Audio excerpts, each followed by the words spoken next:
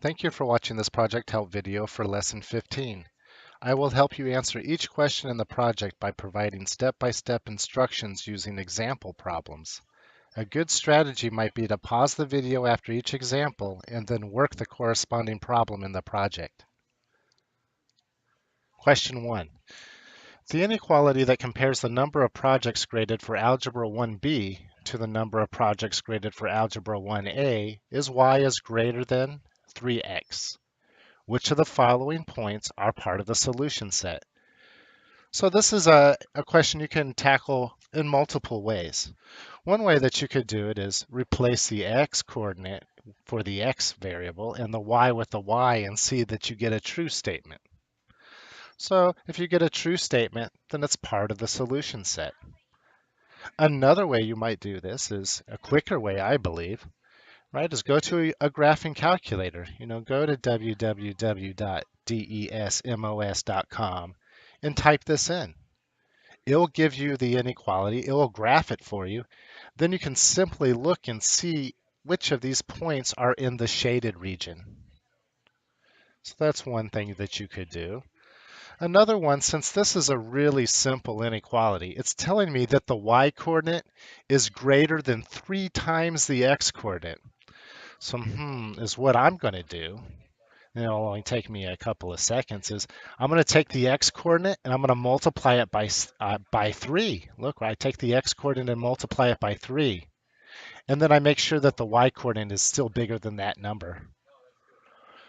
So if I take 2 and multiply it by 3, 2 times 3 is 6, right? 2 times 3 is 6. So I'm taking the x-coordinate and I'm timesing it by 3. And since 2 times 3 is 6, oh wait, 6, the y-coordinate is smaller than that. It should be greater. So since this number here, the y-coordinate is less than 6, then I know that that cannot be part of the solution set. So technically, if I write it all out as what I did, is plug in the 3 for the y, and then the 2 for the x, and I ask myself, is 3 greater than 3 times 2? So clearly here we can see that 3 is in fact not greater than 6. That's false. So that's how we know an x there, not this point. And so you do that, you can take turns doing that for each of the other ones. Or like I said, you can graph it and then see if the points are in the shaded part. Real quick though, all I'm doing is timesing the x coordinate by 3 and seeing if that is bigger than the x. All right, so here 1 times 3 is 3. Oh, and 6 is bigger than that, so this one works. See, I want to times the x1 by 3 and make sure, and I want the y-coordinate to still be bigger than that. All right, so look here, 5 times 3 is 15, and that's bigger than 10, so no. Here's one that I think is missed the most, 0, 0. So if you're graphing this and you actually use Desmos to graph it, and you have the equation of your line here that looks something, oops, it should go right through the origin.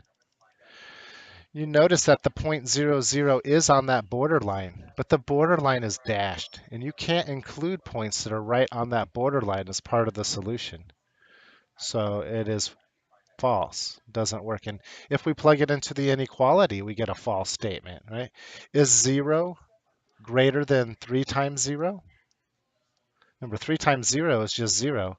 So this is saying, is 0 greater than 0? And no, 0 is not greater than 0, right? Because this means strictly greater. It's actually equal, right? So this means it has to be strictly greater, so no. So again, here's what I would do is go, let's see, 3 times 3 is 9, and 12 is still bigger, so this one works. So I'm multiplying the x-coordinate by 3 and seeing that it's bigger than this one. So here, 1 times 3 is 3, and 3 is equal to 3, so 3 is not greater than 3. So not this one. Remember, it can't be equal to, it has to be strictly greater.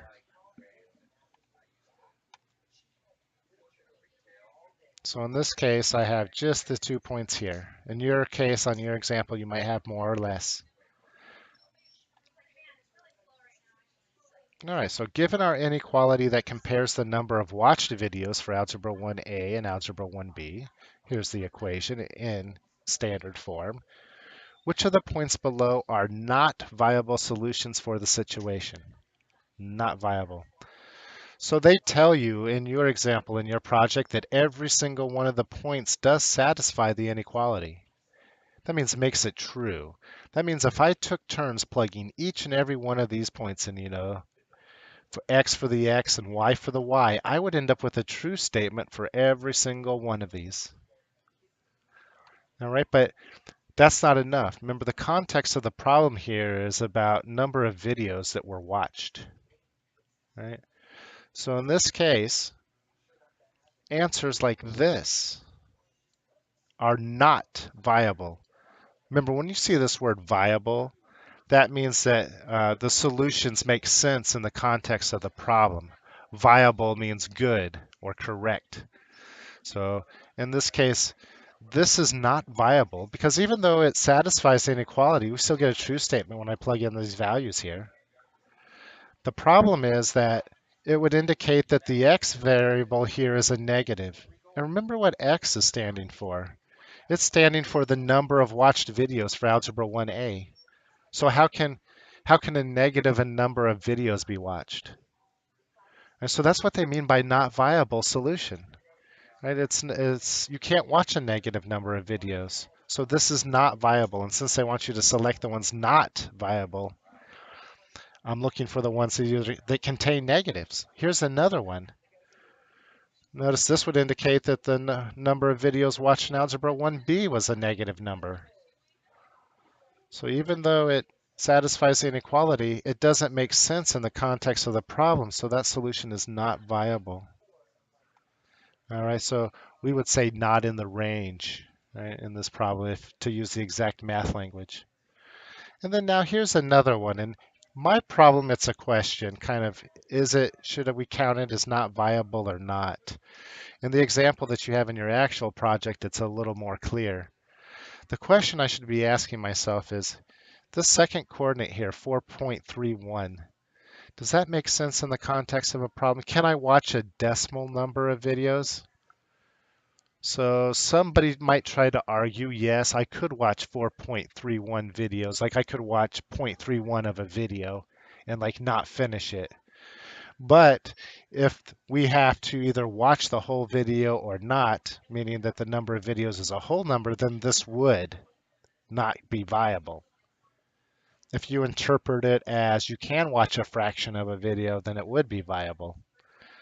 Well, just for the sake of simplicity and to kind of make it match more with the problem that you have in your project, I'm going to say that we can't watch a decimal number of videos. So I'm going to count this one here as not viable. Notice I didn't have to do any math. I didn't have to do any plugging in. I was just looking for the negatives and the decimals.